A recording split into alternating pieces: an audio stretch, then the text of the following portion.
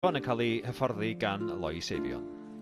Maeth ganeuon yn dal ar yr awel, hen a lawon o'r dyddiau i gynt, yn ateinion dawel rhwng bryniaid y gwm, elsi brydion ar adain y gwynt.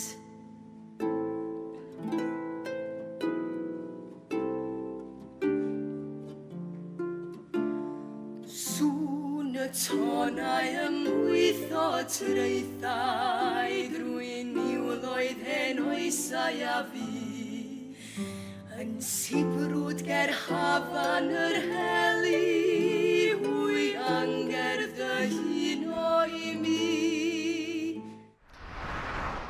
Dyma chi Elin a Lleici o Fron Goch a Chwm Tir Mynach yn cystadlu fo'i gilydd am y tro gyntaf erioed yn yr wyl.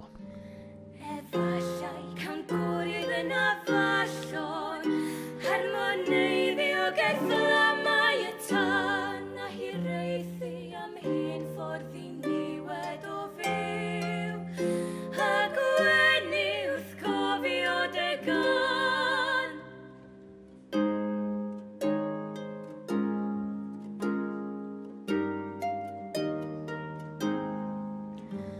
Nos da llygaid mor ddisglair a'r llais mor eglur a ffyr, y wyn fel canwyll o arian, mor swynol ac olau y sir.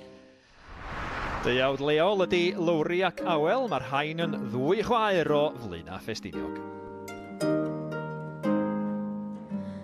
Nos da i'r llygaid mor ddisglair a'r llais mor eglur a ffyr, y wyn fel canwyll o arian, mor swynol ac olau y sir.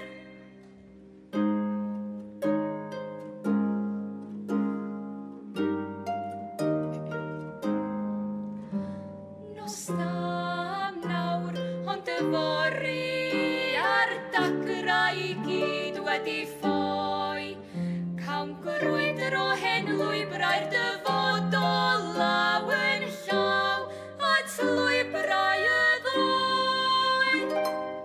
Dwy chwaer hefyd ydy Eleni Dymodlen o Ysbyty Ifan, a maen nhw'n dymuno anfon cyfarchion i Nain Rhoselian sy'n newydd ddod adra o'r Ysbyty ddoe. Maeth ganeuon yn dal ar yr awel, hen a lawon o'r dyddiau i gynt, yn ateinion dawel rhwng bryniaid y gwm, fel sibredion ar adain y gwynt.